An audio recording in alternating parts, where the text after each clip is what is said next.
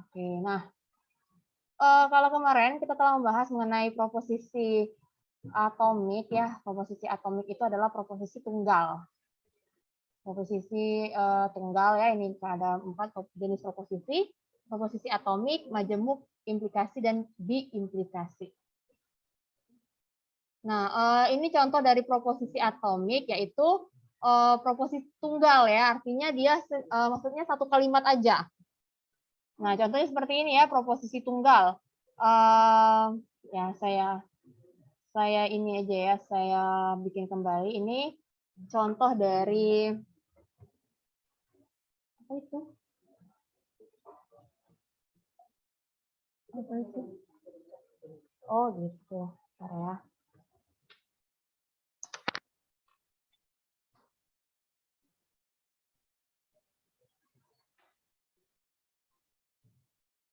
Itu udah ada layarnya ya. Oke, kita lanjutkan. Kita bahas kembali mengenai proposisi atomik. Proposisi atomik itu adalah proposisi tunggal ya. Ini proposisi atomik. Bentar saya clear. Proposisi atomik. Proposisi atomik itu adalah proposisi tunggal ya. Contohnya misalnya satu kalimat aja, misalnya seperti saya belajar gitu kan. Saya belajar ki. Jadi kalau kita menulis proposisi itu dia harus diawali dengan simbolnya ya. Simbolnya itu P, Q, atau R ya. Misalnya proposisi P, saya belajar. Q, misalnya saya bermain. Nah, itu contoh dari proposisi atomik ya. Artinya dia itu adalah proposisi tunggal. Nah, kalau seandainya proposisi majemuk, yaitu dia adalah gabungan dari proposisi atomik, kemudian ada operatornya ya. Kemarin ada operator dan, ada or, terus kemudian ada eksklusif or ya. Nah, ini kita bahas kembali. Ini ada proposisi majemuk. Ini misalnya P dan Q. Nah, tadi kan kita sudah punya proposisi tunggal ya. Nah, ini gabungan dari proposisi tunggal, ada operatornya. Berarti kalau P tadi saya belajar. Berarti di sini saya belajar dan berarti ya, dan saya bermain. P or Q. Saya belajar atau saya bermain ya, seperti itu. Atau keduanya ya, kemarin kalau or P atau Q itu kan maknanya saya belajar atau saya bermain, atau boleh dua-duanya gitu kan. Kalau seandainya yang P eksklusif or, ini maknanya saya belajar atau saya bermain, jadi salah satunya gitu. Kalau yang or biasa ini saya belajar atau saya bermain atau dua-duanya gitu. Kalau yang P eksklusif or ini, P eksklusif or itu maknanya saya belajar atau saya bermain, jadi pilih salah satunya gitu. Tidak bisa kita pilih dua-duanya. Atau kalau kemarin tuh istilahnya kalau kita punya yang ini deh, contohnya yang paling gampang itu kayak makanan gitu kan. Misalnya P, saya makan nasi. Q, saya minum jus gitu kan. Nah, kalau seandainya kalau P or Q bermakna saya itu boleh makan nasi aja, atau gitu kan ya, atau saya minum jus aja, atau dua-duanya boleh gitu. Itu makna kalau yang P atau Q. Kalau seandainya kita punya P eksklusif or Q, itu bermakna adalah saya makan nasi aja, saya minum jus aja gitu. Pokoknya pilih salah satu ya kalau P eksklusif or Q gitu. Nggak boleh dua-duanya. Tapi kalau yang P atau Q ini adalah boleh dua-duanya ya, boleh dua-duanya atau boleh salah satu. Gitu. Itu tadi ya contoh dari proposisi majemuk tadi. Nah ini ya konjungsi ya, dan Disjungsi itu adalah atau, lingkaran tuh negasi ya, negasi. Misalnya kita punya proposisi P, saya makan, berarti kalau negasinya itu adalah saya tidak makan, seperti itu. Ini yang P eksklusif or Q. Nah, ini maknanya. P atau Q, tapi bukan keduanya. Seperti itu. Kita lihat contohnya ya. Kita yang ini kemarin. Contoh proposisi majemuk ini ya. P, hari ini hujan. Q, siswa masuk sekolah. Nah, kalau seandainya kita menggunakan proposisi majemuk dengan operator dan, ya berarti maknanya seperti ini. Hari ini hujan dan siswa masuk sekolah. Terus kalau kita punya negasi P, berarti tidak benar atau ya hari ini tidak hujan ya seperti. Jadi negasi itu adalah ingkarannya. Ingkarannya ya. Oke, ini kalau atau ya biasa aja nih ya. P atau Q, contohnya ini. Pemilih dalam pilkada harus berusia 17 tahun atau sudah menikah. Seperti itu. Jadi kalau operator atau seperti ini. Nah ini ya. Oke, nah coba rekan-rekan tadi sudah ini ya, sudah tahu mengenai proposisi majemuk. Nah ini, kita punya pemuda itu tinggi. P, pemuda itu tinggi. Q, pemuda itu tampan. Nah, kalau seandainya kita punya kalimat dan kita diminta untuk menuliskannya secara simbolis. Nah, misalnya kalau seperti ini nih, kali ini mah gampang ya. Pemuda itu tinggi dan tampan, berarti P dan Q ya. P dan Q. Nih, ini gampang nih. P dan Q. Pemuda itu tinggi tetapi tidak tampan. Berarti ini gimana nih? Jangan lihat ininya ya. Ini langsung ada ini jawaban. Pemuda itu tinggi tapi tidak tampan. Berarti P dan negasi dari Q. Ya, karena kan di sini ada kata-kata tidak tampannya. Jadi di sini berarti negasi dari Q. Jadi P dan negasi Q. Coba lagi nih kalau yang ke C nih. Pemuda itu tidak tinggi maupun tampan. Mungkin ini bermakna gini ya. Pemuda itu tidak tinggi maupun tidak tampan gitu kali ya. Jadi pemuda itu tidak tinggi maupun tidak tampan, itu maksudnya seperti ini. Ini kurang ya.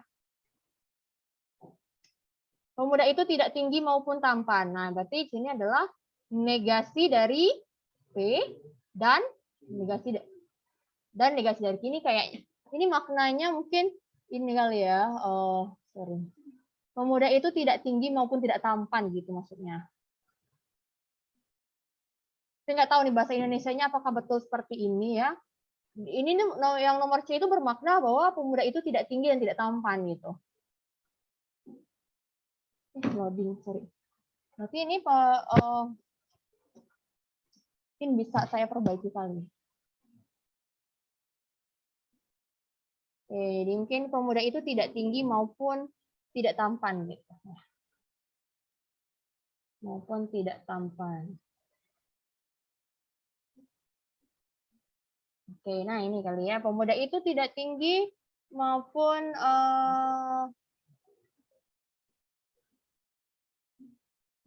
pemuda kok jadi D.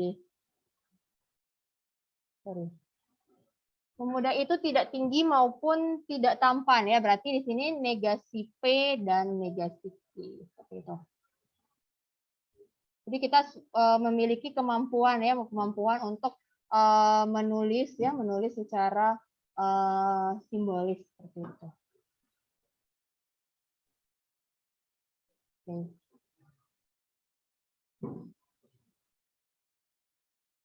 Nah ini. Kemudian D. Tidak benar bahwa pemuda itu pendek atau tampan. Bentar, saya naikin lagi.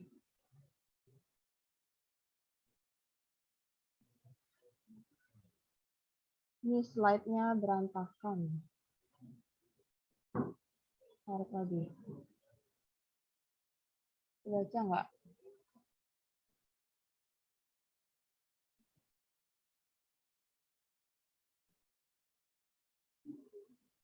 Oke, saya ganti dulu fontnya biar agak kelihatan kecil. Oke. Sorry ya. Ctrl A. Diganti dengan 14 kecil. Oke, nah kelihatannya.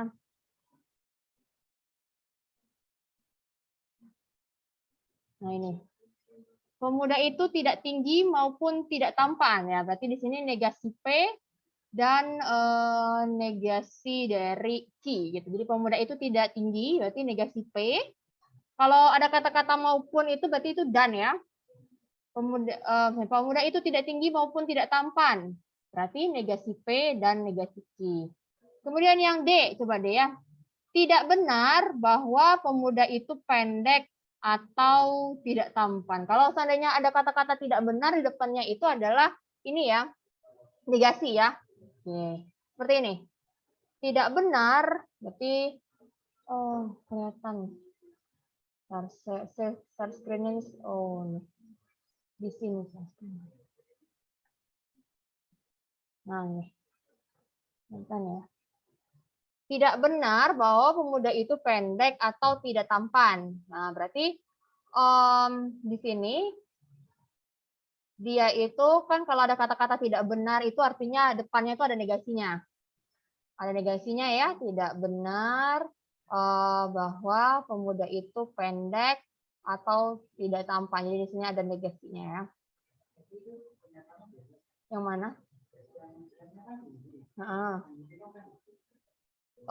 tidak tinggi sama dengan pendek. Tidak benar. Ya. Makanya sebentar ya, saya tulis kembali. Sorry.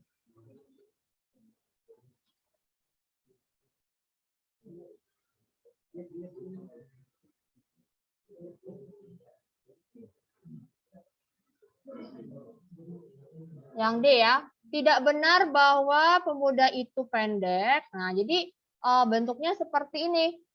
Tidak benar bahwa, jadi di sini negasinya di luar gitu, jadi negasinya di luar. Atau saya tulis kembali ya, tidak benar bahwa pemuda itu pendek atau tidak tampan. Nih. Tidak benar ya, tidak benar bahwa pemuda itu pendek atau tidak tampan. Jadi tidak benarnya itu adalah negasinya. Di sini yang D ini ya, negasinya. Kemudian dalam kurung, pemuda itu pendek berarti negasi dari P ya.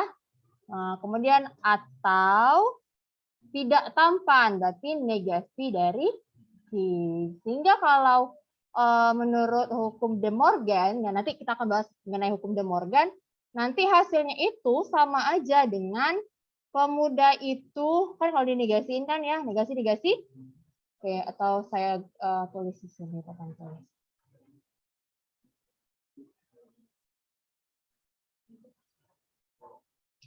Apa tadi? Tidak benar bahwa pemuda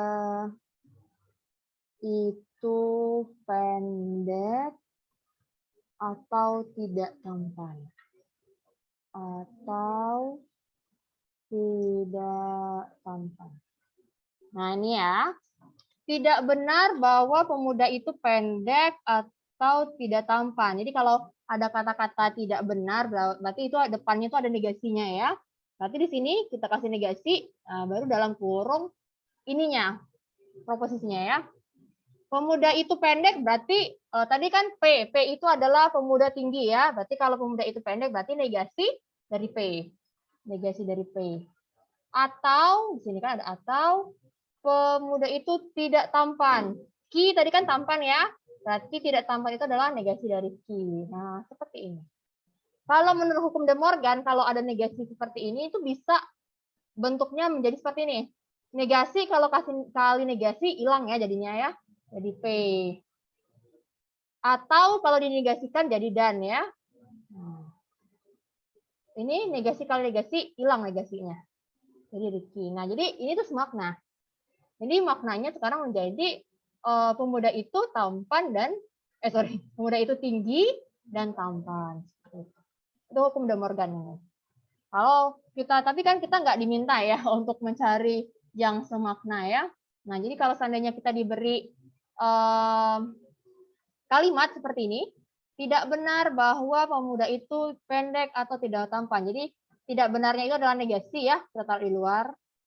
Baru di sini adalah proposisinya. Tidak pendek, itu pendek, pendek berarti negasi dari tinggi. Gitu. Tidak tampan berarti negasi dari tampan, ya. Tadi kita balik lagi. Saya sorry ya tidak berdiri di depan sini karena ada 2 online di sini ya. Oke, coba yang E lagi. Pemuda itu tinggi, pemuda itu tinggi atau pendek dan tampan. Tapi di sini pemuda itu tinggi P atau dalam kurung sini negasi P dan Q. Tidak benar bahwa pemuda itu F-nya mana nih? Nggak kelihatan F-nya. Bawah banget ya. Mana dia? Ya, fontnya dikecilin dulu. Fontnya udah kecil. Tidak benar bahwa pemuda itu pendek maupun tampan ya, sama kayak tadi ya. Negasi ini, mudah-mudahan kelihatan yang bawah. Negasi ya, tidak benar bahwa pemuda itu pendek. Pemuda itu pendek kan ini ya, negasi dari P. Nah, negasi dari P maupun tidak tampan ya. Mungkin tidak benar bahwa pemuda itu pendek maupun tampan itu mungkin maknanya gini. Tidak benar bahwa pemuda itu pendek maupun tidak tampan ya, seperti itu maknanya. Jadi negasi di sini, negasi dalam kurung ya, di sini pemuda itu pendek, berarti negasi dari P, maupun tidak tampan, dan negasi. Ini mungkin kita tambahin lah, ini tidak tampan, ini maknanya seperti itu. Ya, ini tadi cara kita membaca, menuliskan bentuk simbolisnya ya. Nah, ini rekan-rekan namanya tabel kebenaran. Maknanya apa sih tabel kebenaran? Ini kita lihat ya tabel kebenaran, misalnya kita punya 2 proposisi ya, P dan Q. P dan Q. Nah, jadi ingat ya kalau yang dan itu akan mempunyai makna, dia itu akan bernilai benar kalau dua-duanya terpenuhi ya. Nah, misalnya P-nya terpenuhi, T itu true ya artinya ya. P-nya true, kalau P-nya true, Q true berarti dia benar gitu. Kalau P-nya true, Q-nya false berarti false. Ingat aja kalau untuk dan, dia itu akan bernilai benar kalau dua-duanya terpenuhi benar ya. Kayak contohnya kayak tadi. Saya makan nasi dan saya makan saya makan nasi dan saya minum jus. Kalau dua-duanya saya penuhi, maka itu bernilai benar. Nah, jadi kalau untuk dan, dia itu akan bernilai benar kalau dia dua-duanya terpenuhi. Nih, kalau kita hanya salah satu yang terpenuhi, misalnya kayak gini nih, true, ini false, maka dia false ya.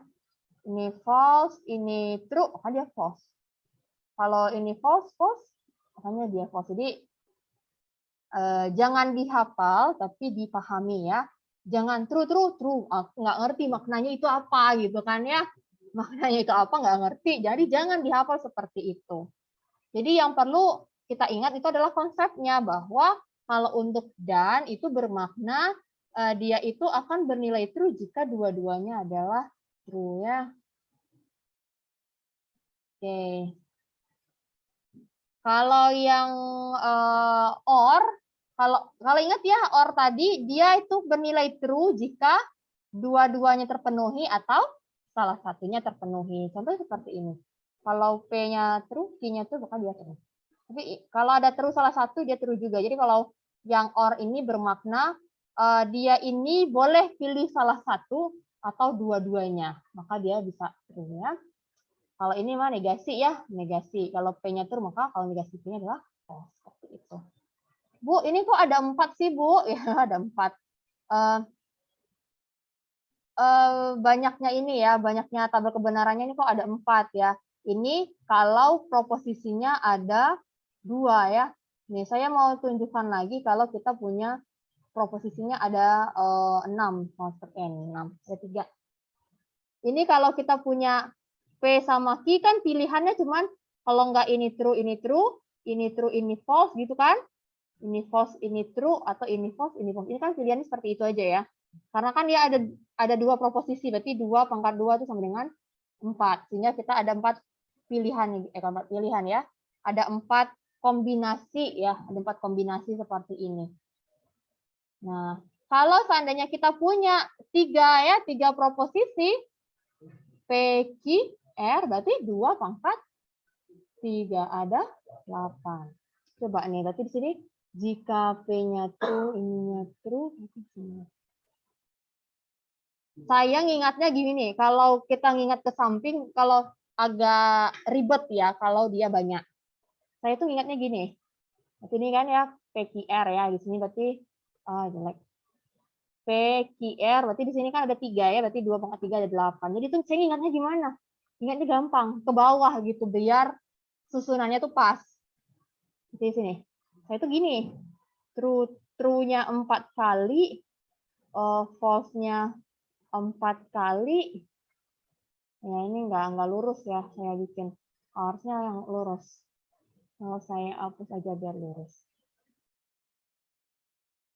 Ini harusnya sorry. Ini true-nya 4 kali, false-nya 4 kali. Biar urutannya pas. Kemudian key-nya gimana? Key-nya tuh berurutan. True 2 kali, false 2 kali gitu. True, false gitu. Biar urutannya pas. Jadi bergantian. Nah, R-nya gimana ya? R-nya tinggal gantian aja true false-nya. Sebenarnya sih harusnya ke samping ya, tapi saya yang takutnya salah urutannya. Jadi seperti ini. True false. Nah, sehingga ini ada 8 kombinasi ya. Nih kalau kita lihat nggak ada yang sama kan? Nggak ada yang sama nih. Coba true gitu. Nggak ada yang berulang maksudnya seperti itu kan ya. Nih, nah ini kalau ini ada 3 proposisi. Kalau 4 ya berarti ya P, Q, R, S berarti 2 pangkat 4, 16 ya. Nah, berarti urutannya ada 16 kombinasinya.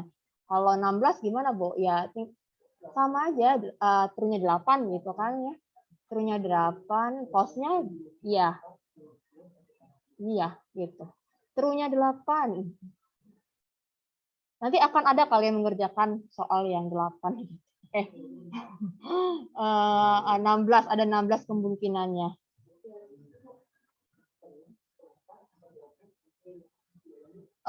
Gini, jadi misalnya kayak, kalau ini sih lebih untuk memudahkan aja sih sebenarnya ya.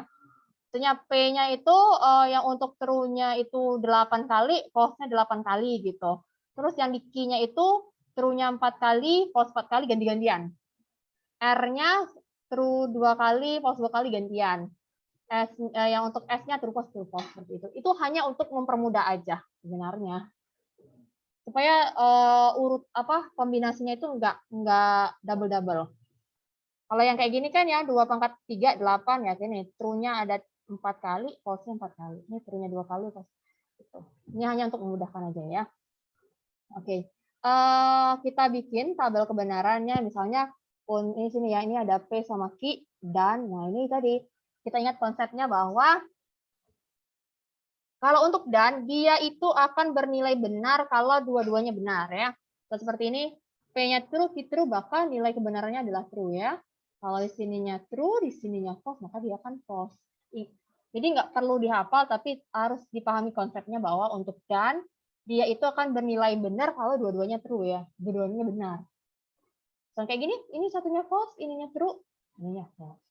Dua-duanya false, ya false. Tidak untuk dihafal, tapi dipahami. Gitu. Kalau udah biasa mah udah ini mah gampang. Izin bertanya, Bu. Oh silakan untuk R2 silakan. Ya. Ini kan tuh yang 2 proposisi, Bu ya. Iya. Jadi kalau keduanya true, hasilnya true. Untuk Iya. yang 3 proposisi itu harus ketiga-tiganya true, baru hasilnya true atau gimana, Bu? Oke, kita lihat ya untuk 3 proposisi. Ini ada pertanyaan untuk 3 proposisi. Misalnya kita punya fake dan key dan R ya, seperti ini. Ya, kalau untuk dan itu semuanya harus ini ya. Sorry, misalnya ini kita punya, bikin aja tabelnya ya. Di sini fake, key, R, kemudian ini adalah nilai kebenarannya ya. P dan Q dan R. Nah, untuk lebih memudahkan, kalau seandainya kalau dan mah gampang ya. Pokoknya kalau dan itu semuanya harus bernilai true, maka dia true ya. Kalau untuk dan gampang. Misalnya ini true, ini true, maka ini true gitu. Kalau ini false, anggap aja ya, anggap aja. Saya nggak berurutan ya nih. False, kemudian di sini true, ya false. Jadi ingat bahwa kalau untuk P dan kalau ya pokoknya yang dan itu harus semuanya bernilai true baru dia true. Nah, kalau seandainya untuk or misalnya, nih saya anggap aja yang 3 proposisi ya. P, Q, R. Ini nilai kebenarannya P or Q or R. Nah, kalau orang yang sudah biasa mungkin langsung aja gampang gitu. Kalau seandainya kita tidak biasa, misalnya masih agak ribet, bisa caranya seperti ini. Saya tunjukin aja yang cara langsung ya. Misalnya kita punya seperti ini. P-nya true, Q-nya false, R-nya false. Nah, bisa seperti ini. Kita kerjain yang P atau Q dulu. Nah ya, baru kita combine. P hasil dari yang ini ya. P atau Q atau R-nya, biar gampang. Ya, mudah-mudahan kebaca ya. Tapi kita kerjakan yang ini dulu nih. P atau Q, berarti true or false, hasilnya true. Kemudian true ini kita orkan lagi dengan false, true. Nah, gitu. Jadi kalau kita tidak biasa, mungkin kita bisa penggal dulu, biar lebih mudah gitu. Tapi kalau kita sudah biasa, bisa langsung aja. Gitu. Kalau saya sih sarankan dipenggal aja dulu, yang ini ya, seperti ini, dipenggal sini, kemudian baru digabungkan lagi dengan R. Misalnya kalau saya ada lagi nih, sini false, sini true, gimana ya? P or Q-nya apa nilainya? False, false. Iya. Gimana? Ya, tapi kan kita kerjakan dulu ya, kita penggal aja gitu, biar lebih gampang. Gimana nih, P or Q jawabannya? False. Kemudian kita gabungkan, kita orkan lagi dengan R, true. Ya, seperti itu. Nah, kalau langsung kan agak ribet, jadi kita penggal dulu. Seperti itu ya. Gimana tadi yang bertanya dari R2? Kejawab? Ya, Bu, terjawab, Bu. Izin menambah lagi pertanyaan, Bu. Oh, boleh, silakan. Jadi tadi kan kita sama tahu yang untuk 2 proposisi itu, untuk yang konjungsi itu true-nya 1, false-nya 3. Karena kemungkinannya 4. Iya. Dan kebalikannya untuk yang disjungsi itu true-nya 3, false-nya 1 ya. Itu kan jangan dihafal seperti itu, diingat aja konsepnya. Ini ada pertanyaan teman tadi, saya nggak aktifin itu. Oke, mungkin bisa diulang pertanyaan sebentar ya, saya aktifin.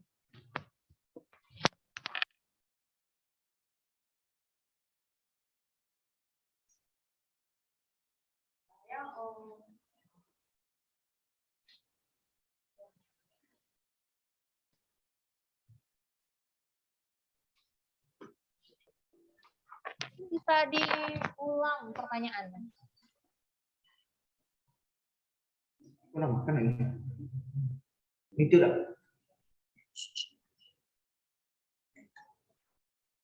Bisa diulang pertanyaannya. Kenapa? Oh iya.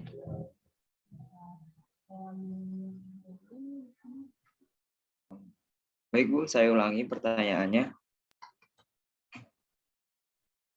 Nah, tadi kan untuk yang dua proposisi itu apabila kondisinya dan ataupun kata hubung itu true-nya 1, false-nya 3.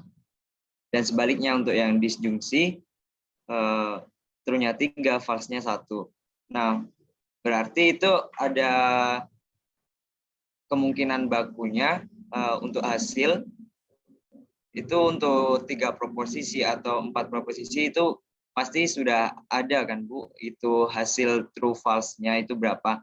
Nah, bukan bermaksud untuk dihafal, tetapi untuk mencocokkan apabila kita menganalisis apakah dari analisis kita itu sudah benar dengan hasil yang sudah baku itu atau belum, seperti itu Bu. Nah, untuk yang proposisi 3 dan 4 itu berapa gitu Bu hasil dari benar dan salahnya?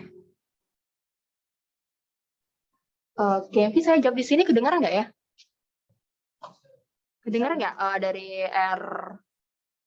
R2 kedengaran nggak suara saya kalau saya pakai layar yang ini? Dengar, Bu. Terdengar Bu. Ya, oke. Mungkin saya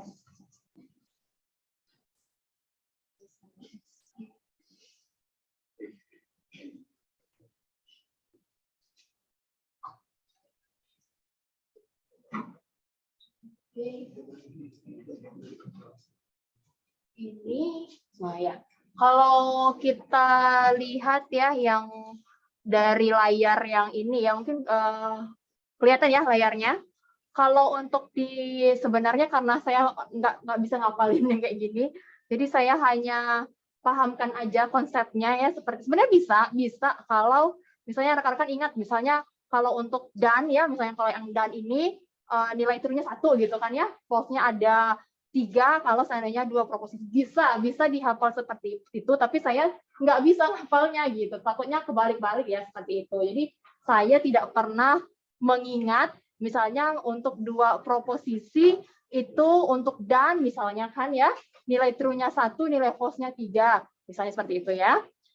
Untuk 2 proposisi yang or nilai true-nya 3, false-nya 1 saya tidak pernah mengingat seperti itu karena sulit bagi saya yang untuk mengingatnya, sehingga saya hanya memahamkan konsepnya saja, dan kalau kita paham konsepnya seperti itu ya insya Allah benar gitu ya. Asal kita tahu aja misalnya kalau untuk dan ya hanya bernilai benar kalau true-nya kalau dua-duanya terpenuhi true gitu. Kalau yang or ya or biasa ini dia akan bernilai benar kalau dua-duanya atau salah satunya gitu ya. Salah satunya ada true. Oke, itu sih sebenarnya saya. Kalau kalian memiliki kemampuan untuk mengingatnya nggak apa-apa gitu. Karena ya saya sih sulit ya untuk mengingatnya seperti itu. Gimana? Siapa tadi yang nanya, Irfan? Ada sudah baku sebenarnya, sudah baku. Kalau mampu mengingatnya. Gimana Irfan? Iya, Bu. Tadi Iya Bu, maksudnya kan kalau sudah ada yang baku kita menganalisis itu kan karena banyak ya, mungkin untuk yang proposisi 3 ke atas. Jadi dari kita analisis nanti kita cocokkan apakah yang benar ini sudah memenuhi dari ketetapan bakunya dan yang salah sudah memenuhi, itu kan lebih memudahkan kita untuk mencari hasilnya seperti itu. Ya sebenarnya sudah baku ya, sebenarnya sudah baku. Memang jumlah apa namanya kombinasinya itu sudah baku. Misalnya kayak kalau 2 proposisi itu ada 4 kombinasinya, kalau 3 proposisi ada 8 gitu. Tapi karena operatornya itu tidak hanya dan, tidak hanya or, tapi banyak ya, ada eksklusif or, ada biimplikasi, ada implikasi. Nah itu akan sulit ya kita mengingatnya seperti itu ya. Ya, yang penting paham aja konsepnya ya. Oke, kita lanjutkan, mungkin lebih enak dari mana ya? Oke, saya ambilkan lagi di sini.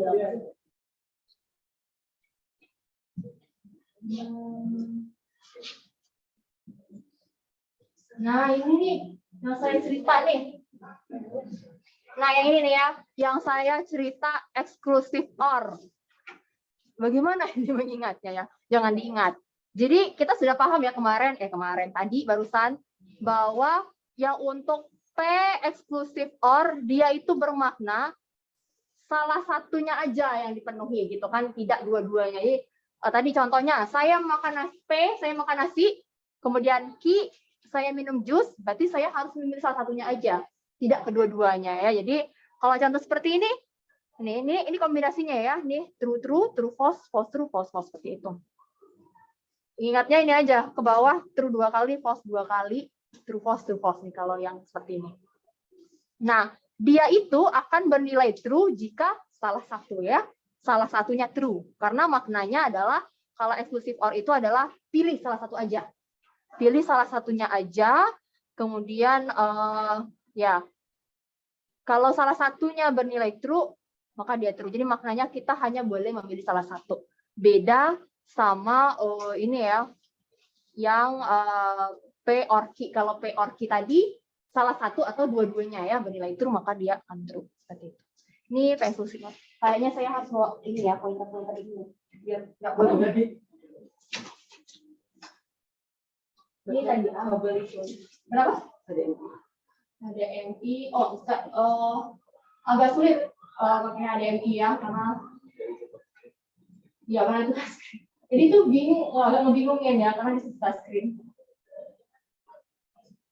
Kalau pakai HDMI dia hanya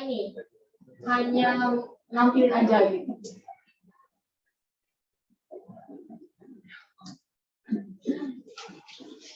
Kita lanjut lagi.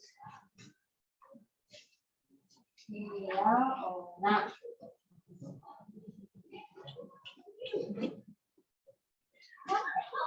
Oke.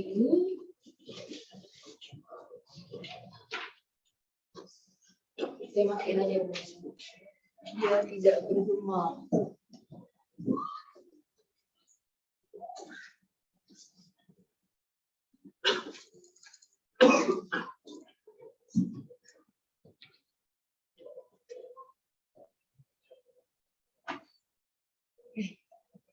Ini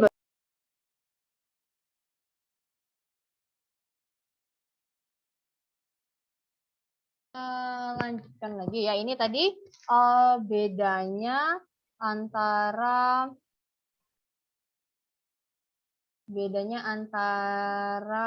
exclusive OR sama inclusive OR. Jadi kalau yang OR yang itu tuh disebutnya dengan ini ya, inclusive OR. Oh, itu kelihatan ya, yang kecil banget.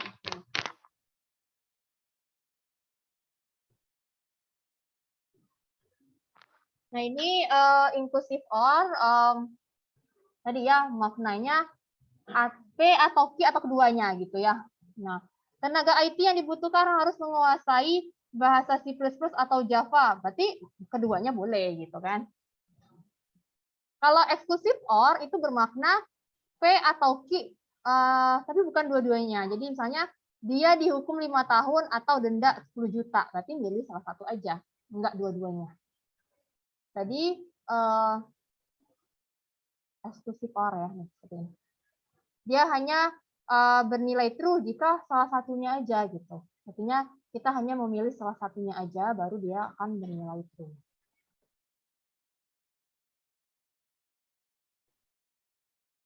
Nah, ini kalau kalian misalnya googling deh.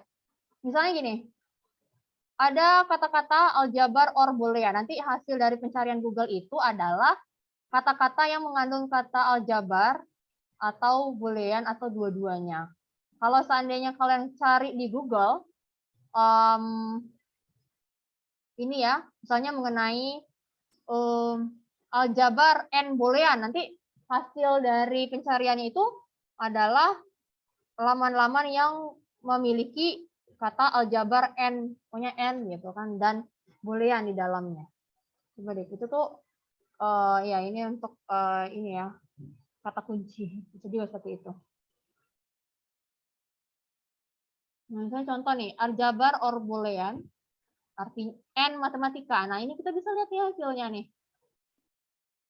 Dia itu akan memberikan gini, kalau contoh ya seperti yang di atas ini, aljabar or boolean, artinya dia mencari kata-kata kalau nggak aljabar ya boolean untuk yang pertamanya ya. Berarti di sini ada aljabar dan matematika di sini. Jadi dia bisa aljabar dengan matematika atau boolean dengan matematika.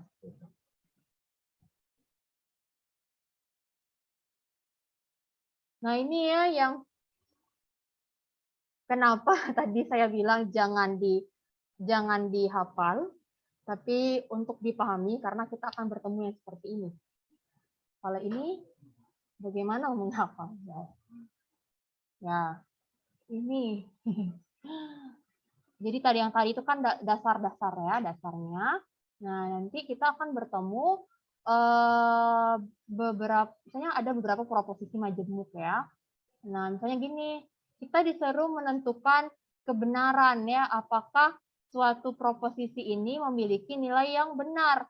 Nah, nilai yang benar itu maknanya adalah dia itu nanti nih hasil akhirnya itu bakal true semua gitu. Artinya proposisi ini bermakna benar.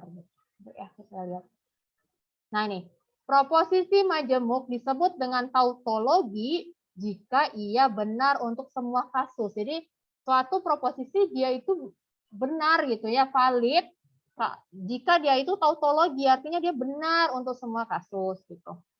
Proposisi majemuk disebut kontradiksi jika ia salah untuk semua kasus. Nah, kita lihat yang mana tautologi, yang mana ini ya kontradiksi. Nah, ini kenapa dia disebut dengan tautologi? Karena dia true.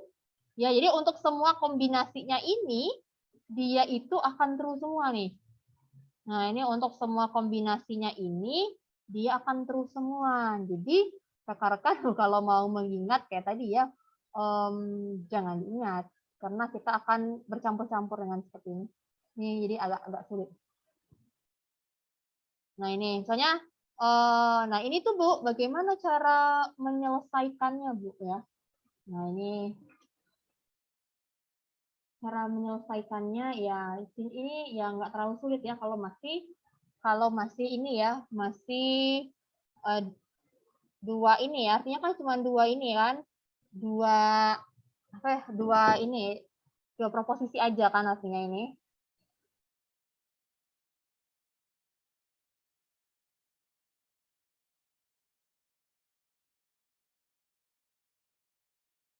Oke, saya kembali lagi ke layar.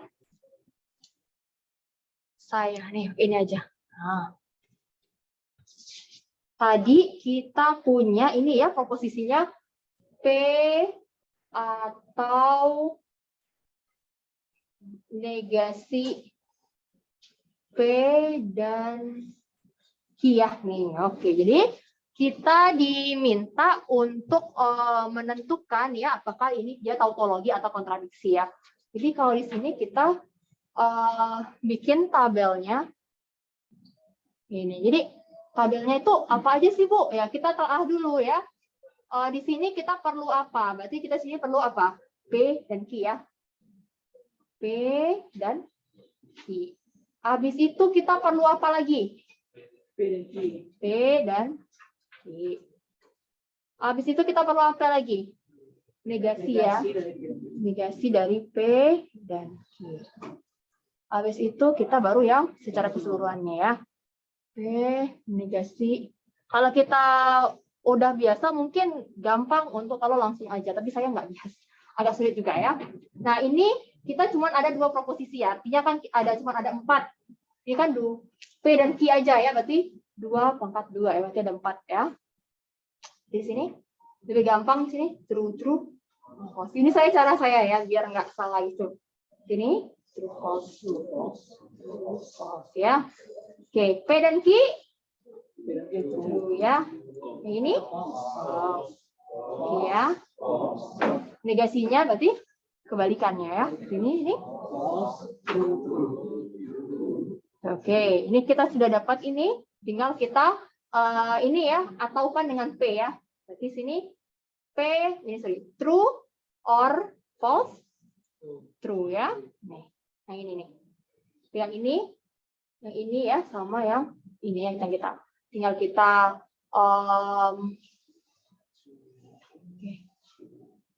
yang kedua true sama true ya nih. P yang true di sini ya true. Kemudian yang ini false sama true ya. False sama true Terus sehingga dia tautologi ya ini terus semua gitu kan, terus semua berarti dia tautologi. Jadi dia benar untuk semua kemungkinan yang ada di sini ya. Itu dia bernilai terus semua, dia tautologi. Seperti itu. Oke. Terus saya lihat lagi. Lihat lagi contoh.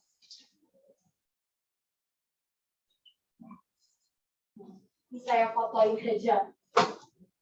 Karena nanti kalau mau share screen lagi mungkin agak sulit. Kalian kan buka dari HP juga ya, mungkin bisa sambil lihat juga. Saya fotoin biar saya suka lupa. Ini sudah tahu ya nih. Kemudian misalnya lagi saya punya ini ada proposisi majemuknya P dan Q dan negasi. Jelek ya. Sorry saya agak ini orangnya agak kata orang sih agak perfeksionis sedikit, jadi kalau melihat yang gak sesuai itu suka dihapus. P dan Q dan negasi P atau Q ya nih. Jadi kita perlu ini ya. Ini kan ini PQ berarti cuma 2 ya, 2 proposisi berarti 2 pangkat 2 ada 4 berarti kombinasinya. Apa yang kita butuhin di sini? P sama oke, berarti PQ duluan ya. PQ duluan. Habis itu P dan Q. Apa lagi? P atau Q. Habis itu negasi ya, yang negasinya ini. Kemudian baru keseluruhannya ya. Keseluruhannya saya malas nulisnya. Jadi ya, tapi perlu ditulis sih biar kalian nggak kebiasaan gitu. Nah ini nggak apalah, keluar garis. Oke. Ini berarti true, false. True, false. Jadi ke bawah aja nulisnya biar kalau ke sampingnya susah ya.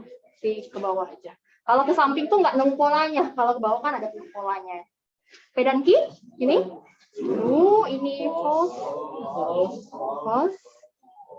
False ya. P or Q true ya. True sama true kan true ya.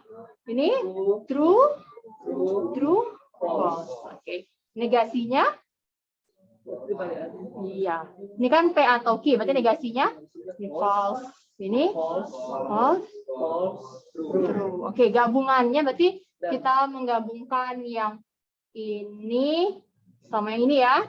Nah, kita menggabungkan yang ini sama yang ini. Oke, berarti true and dengan false? False ya. False dengan false? False dengan false kita end-kan false ya. False dengan true kalau kita end-kan false. Tinggal makanya di sini dia kontradiksi ya. Kontradiksi. Oke, berarti dia salah untuk semua kasus. Ya. Ini kita stop dulu.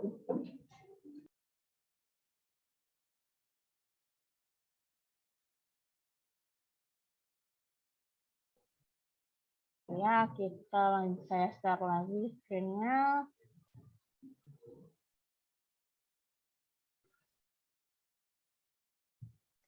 Oke, kita lanjut lagi nih. Oh, belum berganti ya? Oh, belum stop saya, lupa ya Tuhan.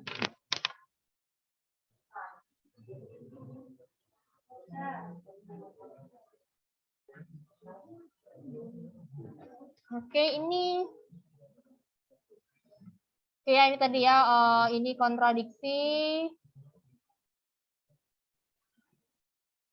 Oke, nah ini 2 buah proposisi dikatakan dia itu memiliki makna yang sama jika dia itu memiliki nilai yang sama. Ya, contohnya seperti ini.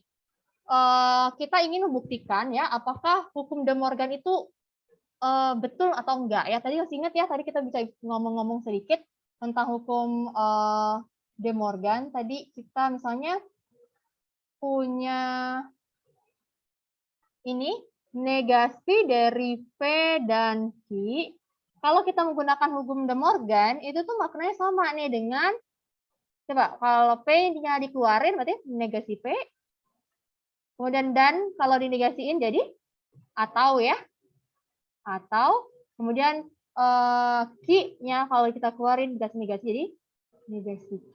Nah, seperti ini. Jadi negasi dari P dan Q itu maknanya sama dengan negasi P atau negasi Q. Nah, kita ingin membuktikan apakah hukum De Morgan itu benar nggak sih gitu kan? Apakah ini tuh dia benar semakna atau enggak? Ya, apakah dia ini benar semakna atau tidak ya? Oke, kita balik ke ini slide-nya nih, lihat ya. Ini hukum De Morgan. Kita ingin membuktikan apakah hukum De Morgan itu benar atau tidak. Jadi sesuatu proposisi kalau dia itu nilainya sama, jadi maknanya itu adalah dia semakna gitu ya, semakna. Ini contoh ya. Kita ingin membuktikan bahwa negasi P dan Q itu semakna dengan negasi P atau negasi Q ya. Oke, coba saya gambarkan. Saya bikin pakai whiteboard yang di laptop aja ya, meskipun jelek tulisannya. Nggak tahu kalau di Maxhub agak bagus tulisannya, kalau di laptop nih entah kenapa jelek ya. Mungkin ini apa ya? Ya terbatas layarnya kali. Oke, misalnya saya punya tadi negasi dari P dan Q, apakah itu semakna dengan negasi P atau Q ya? Nah, jadi kita bikin tabelnya di sini. Nah, tabelnya agak gede dikit. Oke, misalnya di sini saya punya P, saya punya Q, saya punya P dan Q, saya punya negasinya ya. Oke, ini. Dari jelek ini sisanya. Baik, kemudian di sini saya punya negasi P, saya punya negasi Q, kemudian saya punya negasi P atau negasi Q ya. Oke, ini true, false, false ya. True, false, true, false. P dan Q ini, P dan Q apa nih? True ya nih, true. Ini false, ini false, ini false ya. Negasinya berarti false, true, true. Oke. Ya, kita simpan aja dulu ini. Kemudian kita ke proposisi yang kedua lagi. Berarti ini negasi P ya. Berarti kita pedomanin yang dari sini ya, dari P yang ini ya. Berarti kalau negasi P, di sini berarti false ya.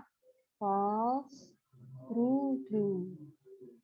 Negasi Q berarti di sini false, true ya. Nih, berarti negasi P atau negasi Q berarti di sini false ya. Ya nih. False false maka false ya. Kalau untuk atau ya. False true ya. True false true ya untuk yang atau. Coba lihat nilainya sama ya. Nih. Nilainya sama-sama false true. False true artinya proposisi negasi dalam kurung P dan Q itu semakna ya, semakna dengan negasi P atau negasi Q. Jadi itu dia semakna. Jadi kalau kita ingin melihat proposisi apakah dia itu nilainya semakna atau enggak ya, kita tes pakai tabel kebenaran gitu. Kalau dia memiliki nilai yang sama gitu kan, sama tuh urutannya ya, urutannya sama nih. False true gitu kan, false true sama urutannya, berarti dia itu adalah semakna gitu. Jadi betul, jadi hukum De Morgan terbukti nih, sudah dia semakna. Itu tadi ya mengenai pengecekan apakah proposisi itu dia bernilai sama atau enggak. Nah, selain kita bisa menggunakan tabel kebenaran untuk membuktikan apakah sebuah proposisi itu semakna atau enggak ya. kita juga bisa menggunakan hukum-hukum logika. Nah, ini agak ribet sedikit. Kalau menggunakan tabel kebenaran kan gampang ya. Nah, tapi kalau untuk menggunakan hukum logika nih, kita ingin buktikan bahwa P dan P atau Q itu tuh semakna dengan P kecil ini sebenarnya. Nah, ini kita menggunakan hukum-hukum logika. Jadi sebelum kita bisa ya menggunakan hukum-hukum logika, kita kenalan dulu apa aja sih hukum-hukum logikanya nih. Ada hukum identitas, ada hukum distributif ya, ada hukum nol, ada hukum identitas hukum identitas ya. Kita lihat. Nah, ini. Ini gimana ya ngapalnya? Saya juga nggak bisa hafal. Ini ada hukum-hukum aljabar proposisi ya, misalnya gini. Yang pertama namanya hukum identitas. Jadi hukum identitas gini. Sesuatu proposisi kalau kita ataukan dengan sesuatu yang false, maka dia akan bernilai dia sendiri gitu. Suatu proposisi kita ataukan ya, kita orkan dengan sesuatu yang false, maka hasilnya itu sama dengan proposisi itu sendiri. Misalnya gitu ya. Ini suatu proposisi kalau kita dankan dengan yang true, maka dia akan bernilai diri dia sendiri ya, proposisi itu sendiri. Mungkin ini kalian pas awal-awal juga tidak hafal, saya pun juga ya kadang tidak hafal juga. Ini mungkin kalau nanti pas ujian boleh lah ya open catatan yang ini ya, boleh. Karena kadang ini agak sedikit lupa sedikit. Ini namanya hukum identitas ya. Karena dia itu menghasilkan diri dia sendiri. Jadi suatu proposisi kalau kita ataukan dengan sesuatu yang false, maka hasilnya itu adalah diri dia sendiri ya, semakna dengan diri dia sendiri. Suatu proposisi kalau kita dankan dengan yang true, maka hasilnya itu adalah diri dia sendiri ya, proposisi itu sendiri. Kalau hukum nol, nah ini hukum nol atau dominasi. Suatu proposisi kalau kita dankan dengan yang false, maka jawabannya adalah false. Kebaliknya dengan identitas.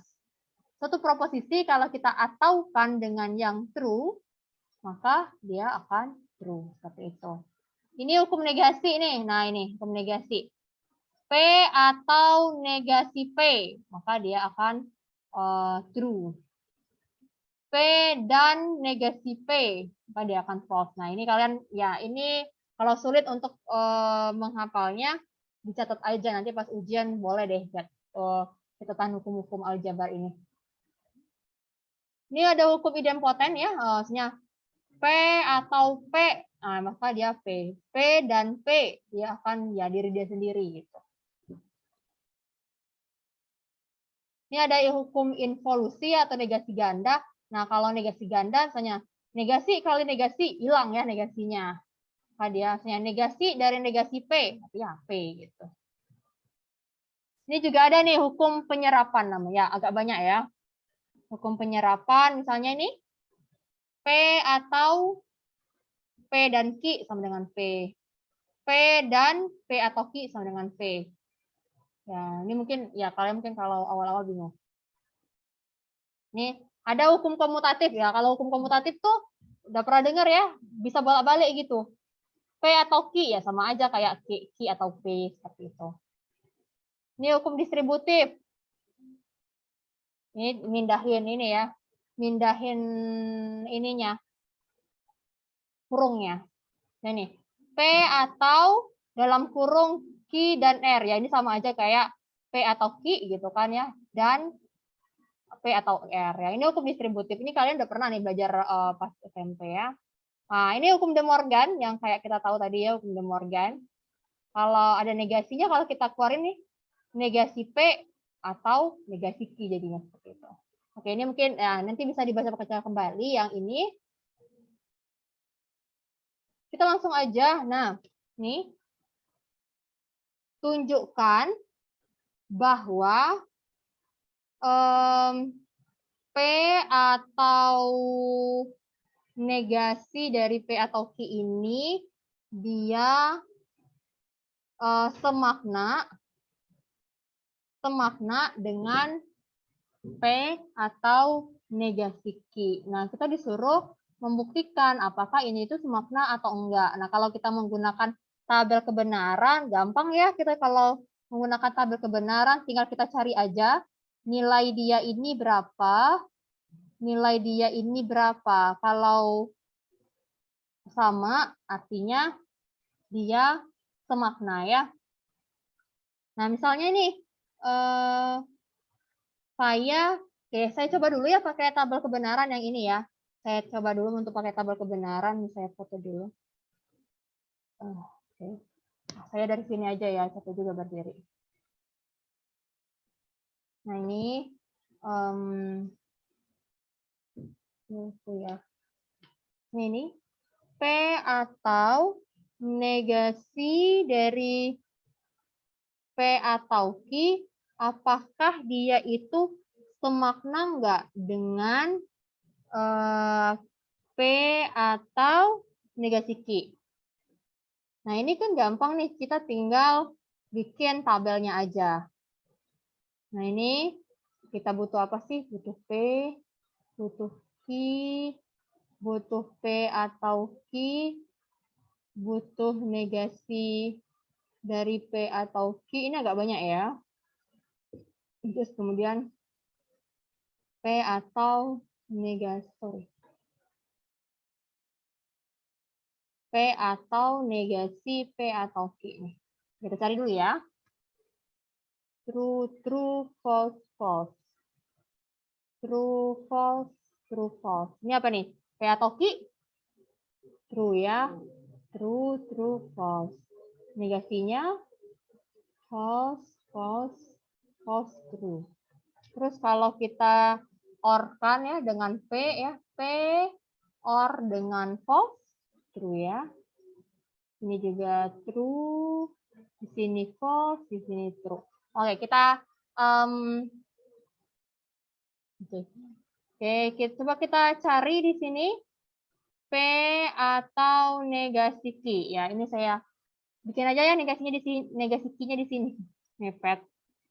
Negasi Q berarti di sini false, true ya. P atau negasi Q. P atau negasi Q. P-nya true, negasi Q-nya false. Maka dia true ya. P-nya true, negasi Q-nya true ya. False, false, kita jadi false. False, true ya. Nah, sama nilainya.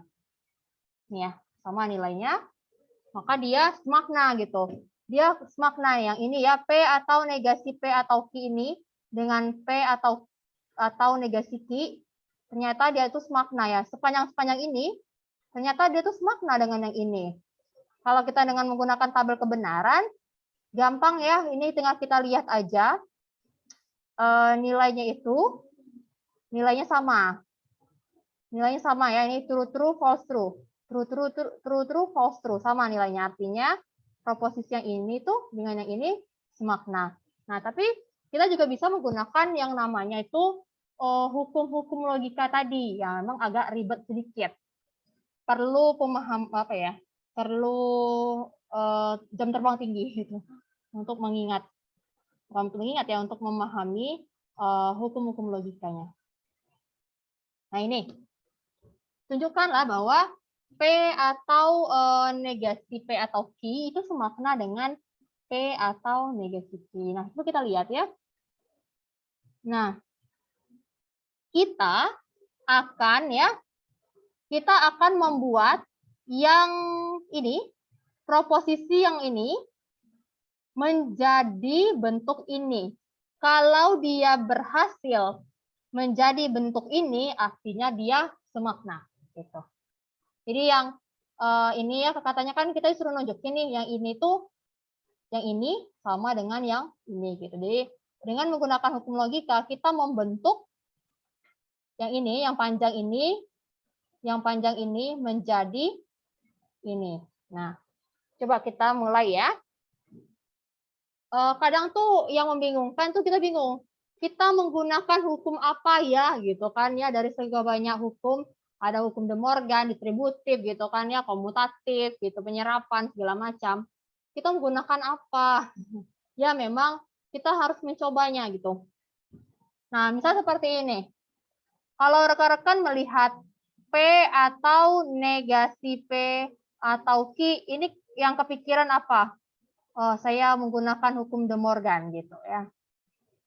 Ya, ingat tadi ya hukum De Morgan. Jadi di sini kita gunakan nih hukum De Morgan. Ini hukum De Morgan. Ntar ya saya fotoin dulu nih soalnya. Saya fotoin dulu soalnya, saya mau berganti ke papan tulis. Saya fotoin dulu soal. Oke, ya ingat. Ini saya tuliskan di sini.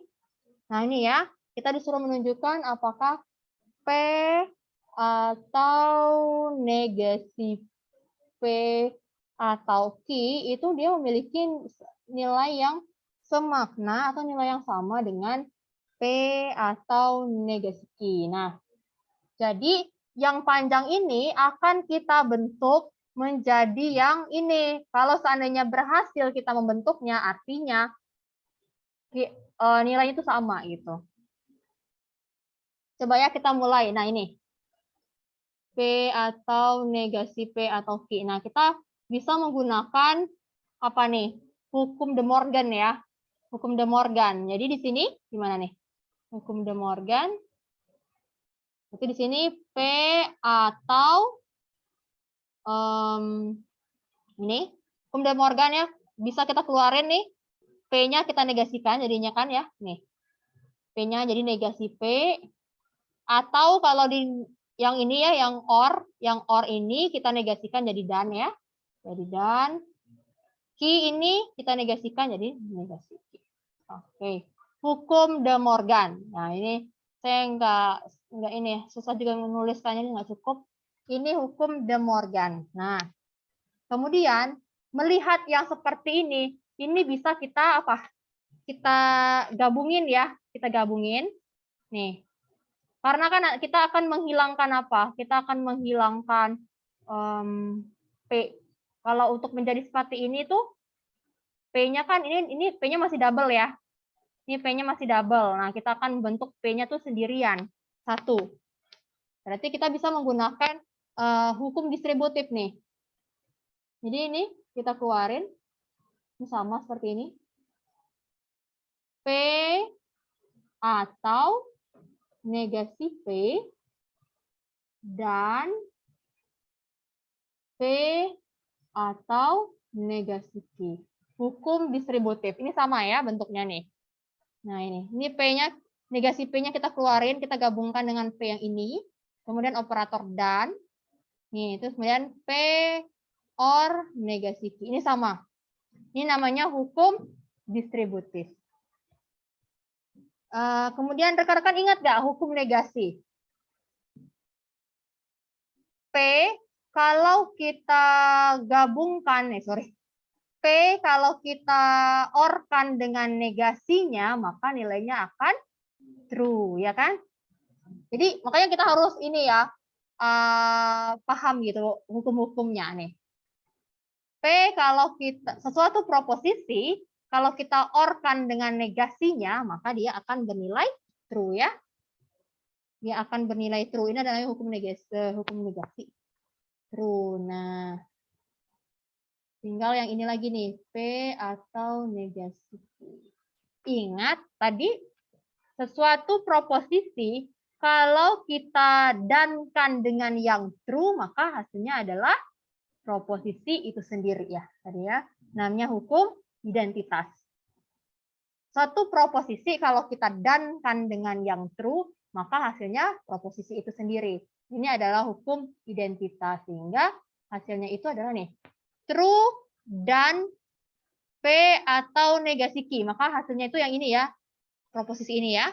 Nah, jadi hasilnya sekarang adalah P atau negasi Q. Nah, sama ya jadinya. Sehingga kita bisa membentuk yang panjang ini tadi, menjadi P atau negasi Q. Nah, kalau kita berhasil, artinya nilai itu adalah semakna ya. Misalnya kalau Bu, saya kok nggak berhasil. berarti ada dua kemungkinan. Kitanya yang nggak bisa atau memang dia nggak semakna ya seperti itu. Cuma ada dua pilihannya. Kitanya yang nggak bisa atau soalnya memang dia tidak semakna gitu. Kalau dia semakna, ya pasti akan terbentuk gitu. Gitu ya. Ya, jadi kuncinya kalau kita ingin mencari apakah dia semakna atau tidak, kita coba yang dari yang panjang ke yang pendek ya. Kalau soalnya yang dari yang pendek ke panjang itu agak susah. Nah ini. Sehingga dari yang panjang ini tadi bisa membentuk yang pendek ini. Artinya jadi semakna artinya dia tuh. Dari yang bentuk ini bisa menjadi bentuk ini. Oh, berarti dia semakna. Ya, kita coba lagi ya. Kita coba lagi contoh soal yang lain.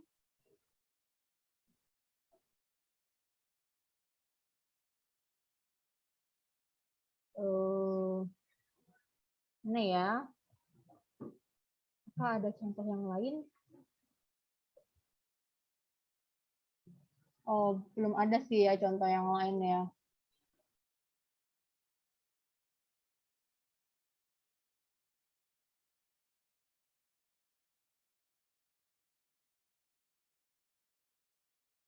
Oke, ini saya cari contoh yang lain.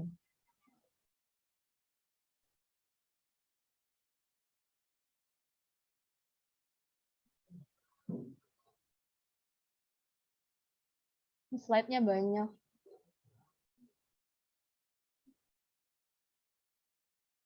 Ya, saya cari dulu nih, mana ya latihan soalnya yang membuktikan itu. Soalnya slide-nya banyak.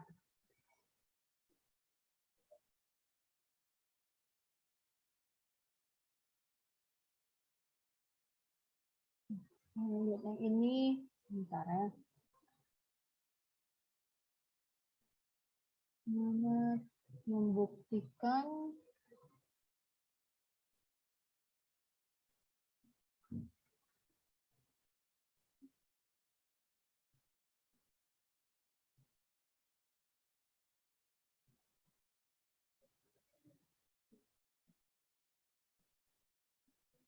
contoh soalnya dikit banget ini. Saya cari-cari contoh soal.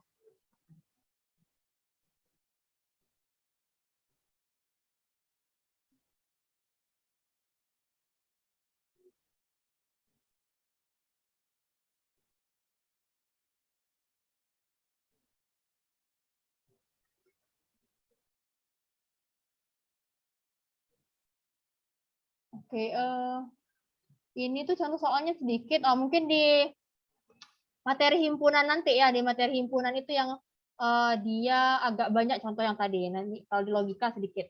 Nanti ada di materi himpunan aja kita coba yang tadi membuktikan dua itu sama ya, dua proposisi itu sama. Nah, ini contoh ya. Ini ada latihan. Kita diberikan suatu pernyataan tidak benar bahwa dia belajar algoritma tetapi tidak belajar matematika. Nah, kita disuruh membuat notasi simboliknya dari pernyataan yang ini. Yang kedua, berikan pernyataan yang ekivalen secara logika dengan pernyataan tersebut. Gunakan hukum De Morgan. Nah, ini.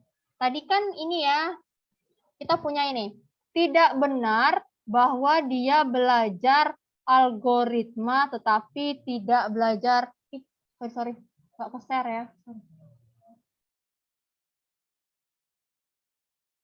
Nah ini nih balik ke back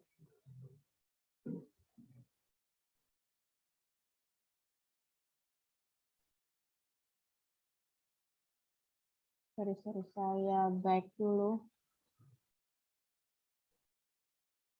screen.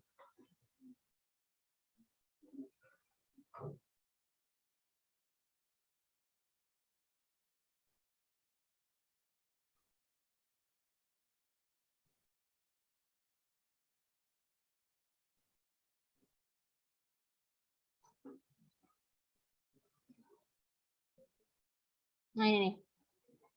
Latihan ini ya kita punya pernyataan tidak benar bahwa dia belajar algoritma tetapi tidak belajar matematika. Kita disuruh bikin notasi simboliknya. Nih, notasi simboliknya seperti ini. Nih ya, tidak benar bahwa dia belajar algoritma tetapi tidak belajar matematika. Ini kan kalimatnya ini ya, contoh dari majemuk ya, proposisi majemuk. Jadi di sini kita penggal apa ya? Kita bikin dulu proposisi atomiknya. Kita bikin dulu proposisi atomiknya. Kalau di sini proposisi atomiknya ada 2. Jadi apa aja nih? P, ya P dia belajar algoritma, Q dia belajar matematika. Nah, sehingga kalau kita bikin notasi simbolisnya nih, tidak benar bahwa dia belajar algoritma tetapi tidak belajar matematika. Berarti di sini ya, tidak benar itu apa? Berarti ada negasi ya depannya ya. Negasi dari, berarti dia belajar algoritma, berarti P, tetapi tidak belajar matematika. Dan negasi Q ya, negasi Q itu karena ini tadi. Q itu belajar matematika, sementara dia tidak belajar matematika. Sehingga bentuk notasi simbolisnya seperti ini. Karena ada kata-kata tidak benar, tapi di sini negasi dari P dan negasi Q. Ya, seperti itu.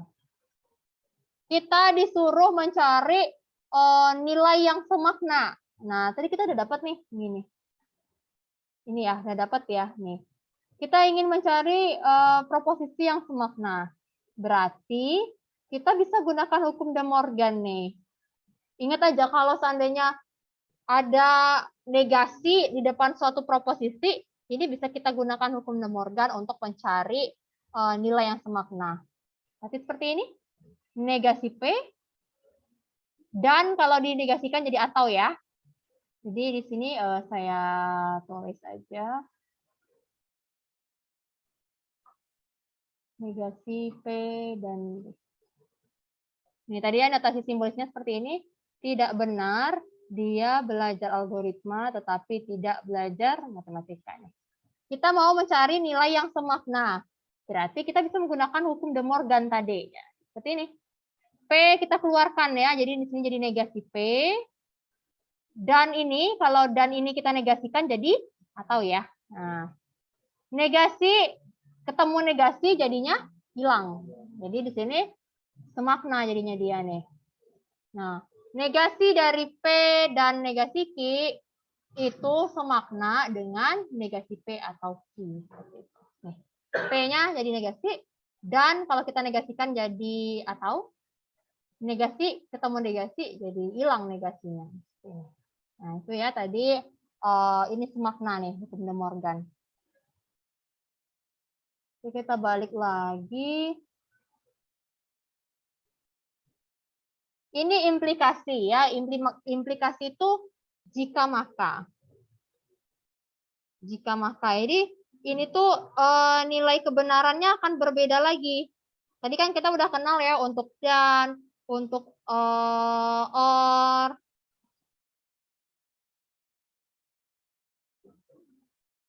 Sebentar ya.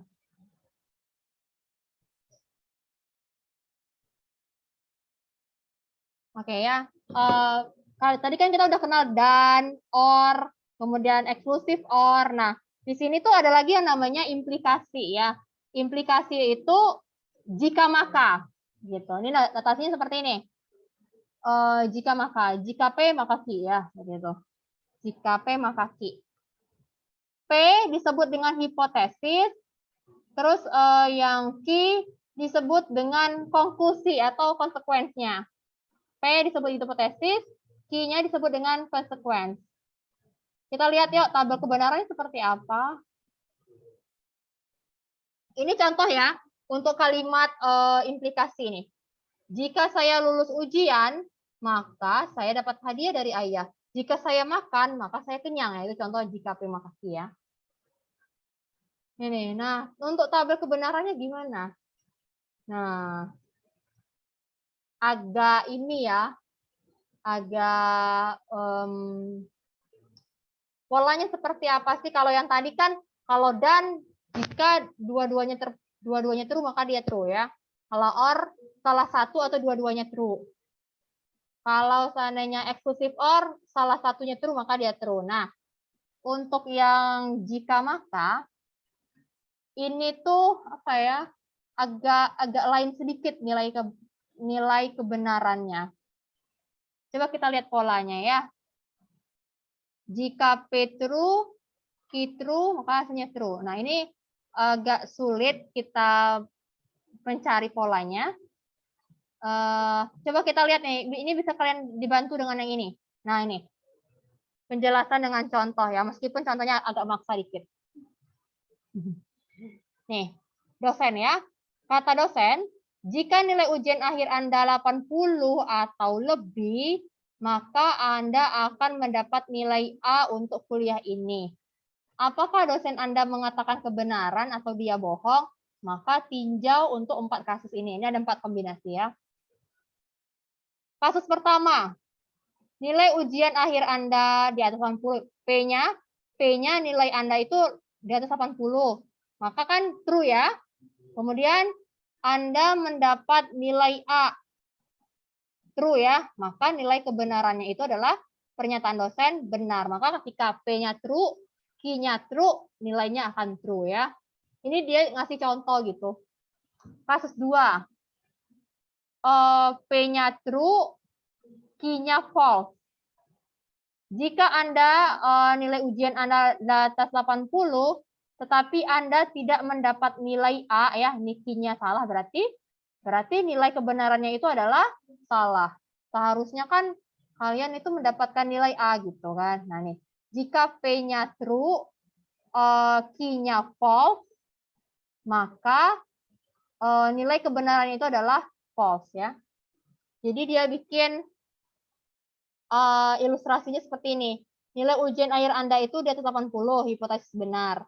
Tetapi Anda tidak mendapat nilai A, konklusi salah. Maka dosen itu adalah berbohong, pernyataan salah ya, seperti itu. P-nya true, Q-nya false, maka nilainya itu adalah false. Yang C itu P-nya false, Q-nya true. Nah, kita lihat nih. Nilai ujian Anda tuh di bawah 80, berarti artinya kan P-nya false ya. Soalnya tadi tuh P itu bernilai true jika di atas 80. Nah, kalau yang ini tuh nilai Anda di bawah 80, artinya kan P-nya false. Anda mendapat nilai A, Q-nya true. Di sini keterangan. Dosen Anda tuh tidak dapat dikatakan berbohong atau salah. Mungkin aja dia melihat nilai Anda secara rata-rata bagus atau sikapnya bagus, sehingga dia nggak ragu ngasih nilai A. Ya, ini agak maksa dikit ya ilustrasinya, tapi agak sulit juga ya kalau mau kita bikin ilustrasi. Tapi yang jelas, untuk implikasi, ketika P-nya false, Q-nya true, jadi hipotesis salah, dan konsekuensinya benar, maka nilainya benar gitu. Lihat kasus yang keempat, lihat kasus yang keempat. Nih. Kasus yang keempat. Nilai ujian akhir Anda itu di bawah 80, berarti P-nya false ya. Dan Anda tidak mendapat nilai A, berarti Q-nya false. Kemudian nilai kebenarannya adalah ya benar kan? Karena hipotesisnya itu Anda dapat nilai di bawah 80, kemudian Anda tidak mendapat nilai A. Sehingga ketika P-nya false, Q-nya false, maka nilai kebenarannya itu adalah benar. Ya seperti itu ya. Ya mudah-mudahan bisa memahami dari contohnya ini. Jadi ini. Kalau untuk implikasi ketika P-nya true, Q true, maka nilai kebenarannya adalah true ya. Nih, kalau seandainya P-nya true, Q-nya false, maka nilai kebenarannya itu adalah false. P-nya false, Q-nya true, nilai kebenarannya adalah true ya. P false, Q false, dia nilai kebenaran adalah true. Ini untuk implikasi. Banyak ya, tadi ada dan, or, exclusive or, ini ada implikasi. Nah, perhatikan bahwa dalam implikasi itu sebenarnya yang dipentingkan nilai kebenaran premis dan konsekuen, bukan hubungan sebab akibat. Contohnya seperti ini. Kita punya premis seperti ini. Jika 1 tambah 1 sama dengan 2, maka Paris ibu kota Prancis ya, meskipun nggak nyambung ya, meskipun nggak nyambung, tapi ini tuh benar ya, karena apa? Yang kita perhatikan itu adalah nilai kebenaran premisnya, bukan hubungan sebab akibat. Nih, 1 tambah 1 sama dengan 2 ya benar gitu. Paris ibu kota Prancis benar. Nah, jadi sebenarnya yang untuk jika maka ini dia tidak melihat hubungan sebab akibat, yang dia lihat premisnya itu benar. Contoh lagi, jika N bilangan bulat, maka hari ini hujan. Sebenarnya nggak nyambung, tapi ini benar gitu. Karena ini ya, premisnya ini, hipotesisnya benar, nilai konsekuensinya juga benar gitu. Sebenarnya mereka tidak nyambung. Ini ya, ada beberapa cara mengekspresikan implikasi. Kalau kita baca secara sederhana tuh bisa nih ya, jika P maka Q. Atau bisa juga kita bilang, P mengakibatkan Q, ya sama maknanya. Q jika P. P hanya jika Q, ini banyak ya, ini ya cara kita mengekspresikannya. Jika P maka Q, ya pokoknya yang paling standar itu adalah jika P maka Q. Kemudian P mengakibatkan Q gitu kan. Q jika P, Q mengikuti P ya, itulah pokoknya ini sama aja maknanya. Ini proposisi ya contohnya ini kalian bisa lihat lah ya.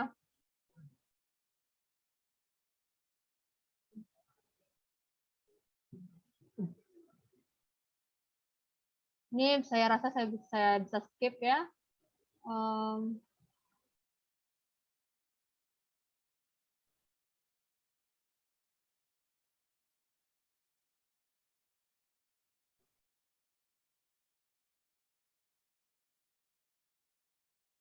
Nah, ini contoh ya, kita mau menggambarkan, menuliskan notasi simbolisnya. Jika Anda berusia di bawah 17 tahun, kecuali kalau Anda sudah menikah, maka Anda tidak dapat terdaftar sebagai pemilih dalam pemilu. Nah, kita kan punya ini ya, proposisi majemuk. Kalau kita disuruh bikin notasi simbolisnya, maka ini harus kita breakdown menjadi proposisi atomik. Nah, seperti ini kita breakdown ya. Nah, ini Anda berusia 17 tahun. Ini untuk simbolis bisa PQR, bisa MNR ya, bebas apa aja. Nih.